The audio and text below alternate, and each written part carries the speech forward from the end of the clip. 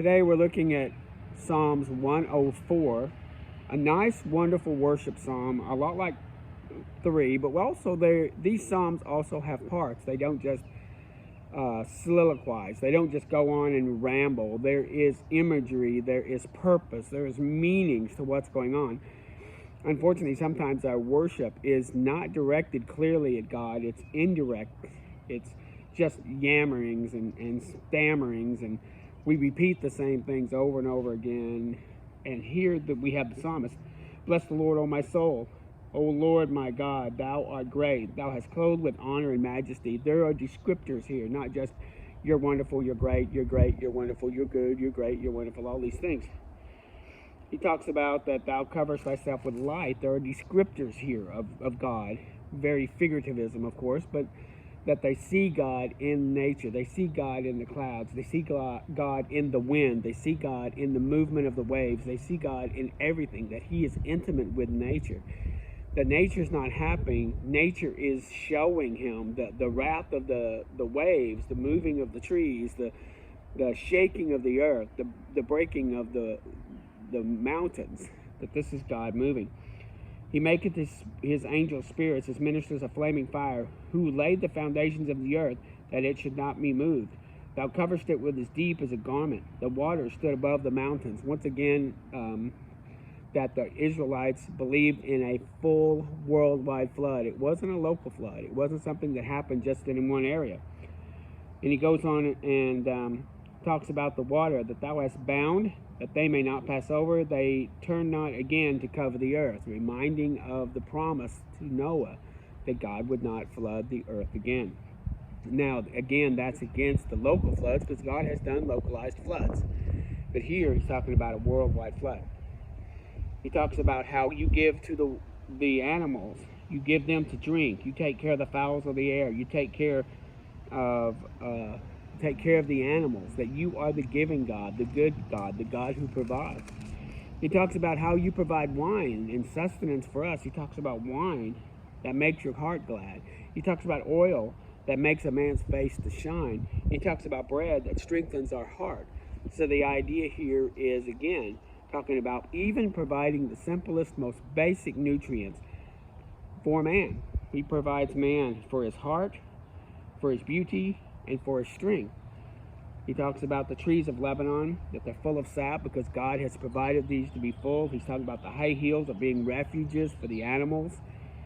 He talks about the young lions that roar after their prey and seek their meat from God. So these animals are staying within their design and they're seeking their meat. He talks about the great seas. He talks about the ships that go through and see these wonderful, gigantic monstrosities, these things in the ocean called Leviathan.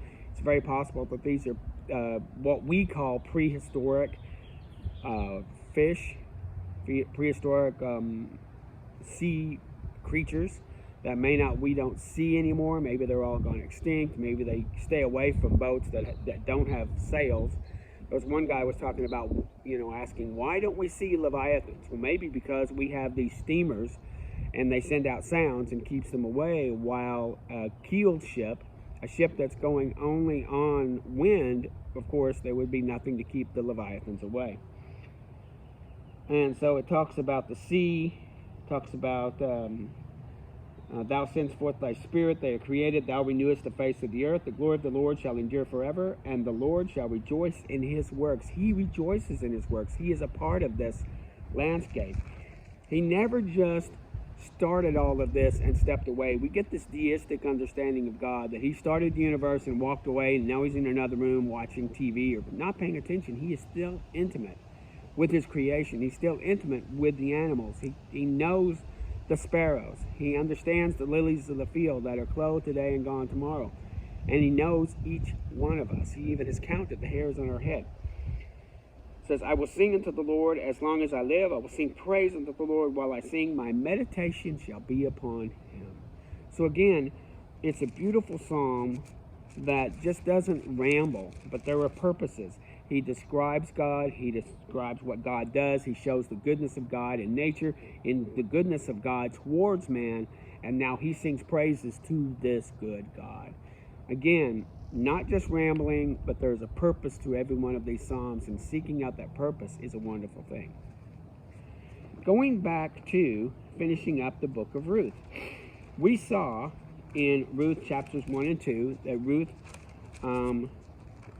that a fellow named Abimelech went into Moab because there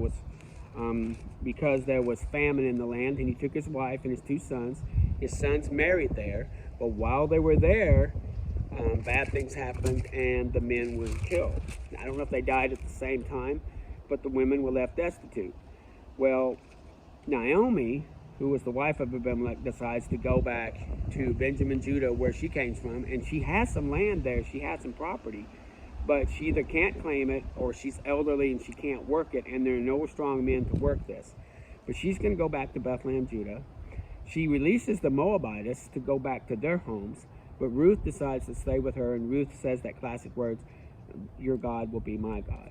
So when they get there, they're staying in the city, and she goes out into the fields to glean, and she happens, by happenstance, by God, of course, to go and find, she goes into a place and starts gleaning behind a man the property was by Boaz, and blah, blah, blah. And it's getting ahead of myself here. So Boaz notices her, notices the good woman she is, notices the situation, and takes her under his wing, takes care of her, allows her to eat with the men, allows her to drink, allows her to go into the house, allows her to get to know the women, and allows her to kind of become a part of that household. Even tells her to stay with them, don't go to other fields, and even tells the young men to leave her alone. So we get this going here, that Ruth goes and shows all of this to Naomi. Then Naomi tells Ruth what she needs to do, because God has been blessing this, and God has even created interest here, and that he is the kinsman redeemer. It is his obligation to, now that Naomi's there, to take the land and to raise up children for the dead sons. Remember, we talked about this earlier, how there was a fellow named Onan who would not raise up sons to his dead brother. And God wanted the names to continue so that the inheritance would continue. And this is something that Boaz, should he be the redeemer, he would have this responsibility. But also get the idea that he was looking forward to it, that he actually was starting to love this woman, because she was a fine, strong, good, healthy, beautiful woman. So Naomi tells her what to do, and what happens next is cultural. It's hard for us in our 21st century mind to see what happens next. We have our different ways of courtship. Again, this was before David. This was, of course, before Christ, before David. There was no king. People were kind of making their own rules. Unfortunately, some of them were not following God. Some households did not follow God, Yahweh, as closely as others. You get the idea that Boaz did, and Naomi would have known what was cultural in that area. Maybe she had even done this to create this relationship with Abimelech, that she submitted herself to Abimelech and showed that submission. So again, we're dealing with a lot of cultural things here that would have been norms at their time, but to us seem a little strange. And there's a lot of, and I'm going to say the word, there's a lot of feminists who don't like what happens next. That we're a 50-50 and that we're partners and all this stuff. Men were called to dominate the situation, not the woman, and the woman was called to stand by him and help him as he dominates the situation, not each other. But the man is responsible before God. So you see, her submission is not just submission to Boaz, you're the king, you can do what you want, and when I become your wife, I'll be your slave. That's not what's happening here. She's actually submitting to his household, to his business. Later on, I can see him utilizing her as someone who goes into the field to check on the sentries, or goes into the fields to check on things, who checks on the schooling, who checks on the little hospital area.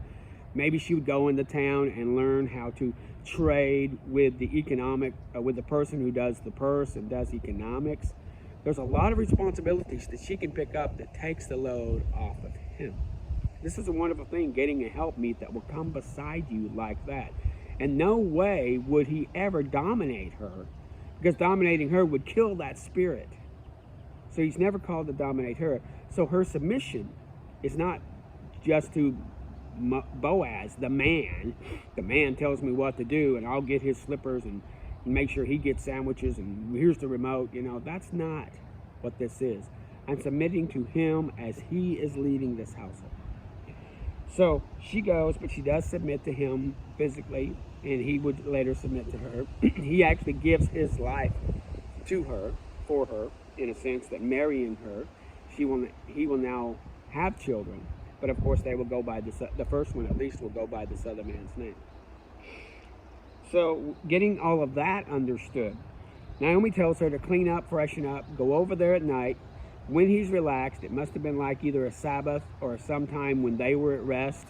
There wasn't a lot going on. He's enjoyed himself. He's made merry. He's relaxing. He's just going to bed. You will go, and it says uncovered his feet, but actually, if you had this big blanket that they probably used, you would crawl in under that blanket, and you're sleeping at his feet, under the blanket near his feet.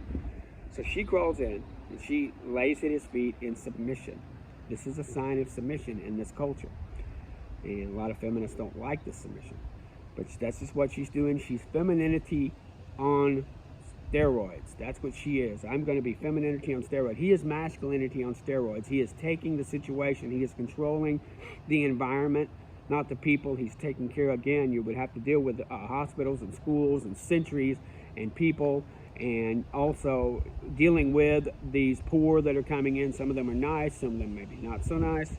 You're dealing with all these things. You're also having to go into the city and do your trading and stuff. This is very important. He's being masculine framed. She's being feminine framed. She goes and lays. He wakes up startled in the middle of the night, and they have this discussion. And they talk about it here in chapter 3. And he talks about it, and they talk about how he's the kinsman redeemer. But there is someone closer than him. He has to go in and redeem her from another man. Legally, there's another man closer to Abimelech. Maybe it was a brother. Maybe it was, Boaz's uncle or something like that. That would be closer. Therefore, he would be the one who would need to take the land and raise it up. He would be the one who would take Ruth and take care of making sure that there were children to this brother. So that's a problem, but he can go redeem that. So they have this agreement, they talk about it. He gives her barleys of wheat to take as a dowry, as a promissory note, to show Naomi of what he's doing, and leaves so that nobody sees you. They didn't want any impropriety. This looks like that a woman is just coming into his bed. So she leaves, goes to see Naomi. He goes into town in chapter 4.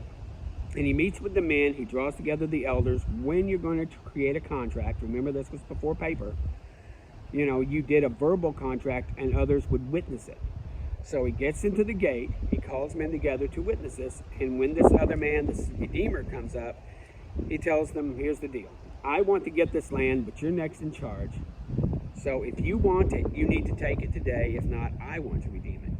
And he goes, well, maybe I will. It's good land. Well, if you do, you also have Ruth the Moabitess, and you're going to have to, go in and marry her and do the stuff. And he does not want to do this. He doesn't want to mar his inheritance. He doesn't want to have a Moabitess in his inheritance. Okay, fine. That's you. So they did the strange little thing to where they take off their shoe, and he gives him the shoe. Boaz gives him the shoe to the man. And they do this as a witness, as a testimony of this covenant. The men are witnessing it, and they have good things to say at the end of chapter 4, that they praise Boaz for this choice. They praise Boaz for what he's going to do. He says that I have purchased, he says in 10, moreover, Ruth says in chapter 10, Ruth the Moabitess, wife of my home, have I purchased to be my wife, to raise up the name of the dead to my inheritance, that the name of the dead would not be cut off. And they start praising, the elders praise him because he's doing this. It's considered a very honorable thing to do. Maybe they knew Abimelech, maybe they knew Mahlon, and this was a wise and good, strong thing to do. And again, it sounds bad when you say, well, I'm buying the wife. Well, we don't purchase people in that sense. But if you're taking responsibility for someone, he's purchasing the land, and she comes with it, and he's going to do his honor to her. He's going to do his duty, his responsibilities to her.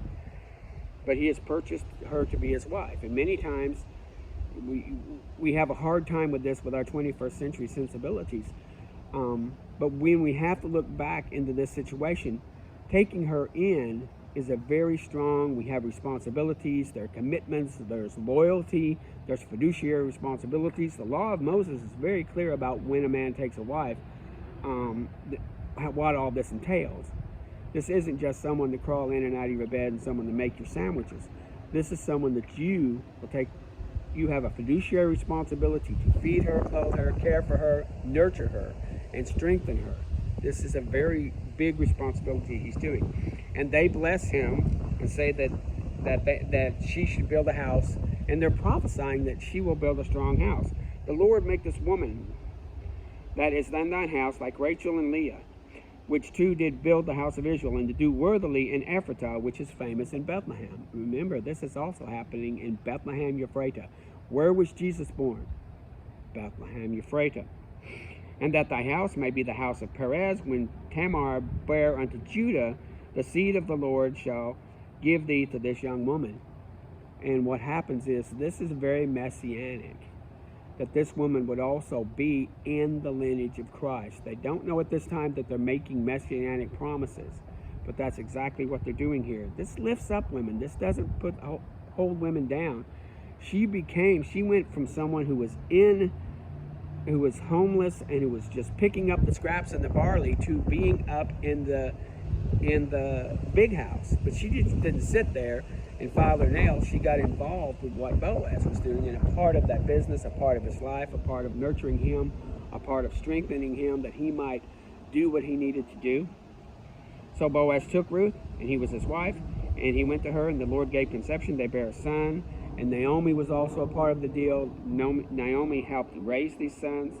Naomi took the son and laid it in her bosom and became a nurse unto it.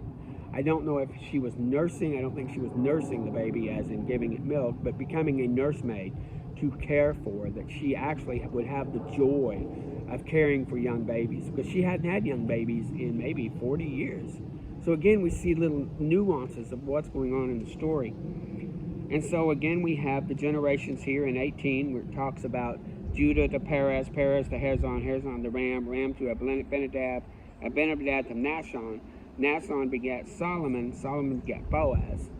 Then Boaz begets Obed, Obed begets Jesse, and Jesse begets David.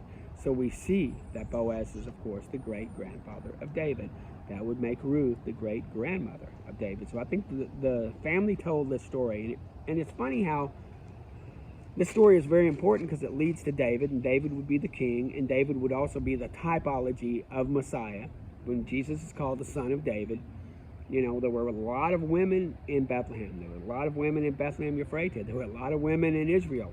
And yet this story, this fun little 4-chapter story, is considered equal to Matthew, Mark, Luke, and John by the Christians. It's considered equal to Genesis, Exodus, Leviticus, Numbers, and Deuteronomy. It is a part of the Jewish canon. It's a beautiful story. It's in there for a purpose. Read it 2 or 3 times. Just take from it. I didn't cover everything that's there. I covered the high points. But the book of Ruth is what men need to aspire to be in Boaz, and the book of Ruth is what women need to aspire to be in Ruth. And it's a beautiful story. Thank you. I wish this wind had kept my hair down.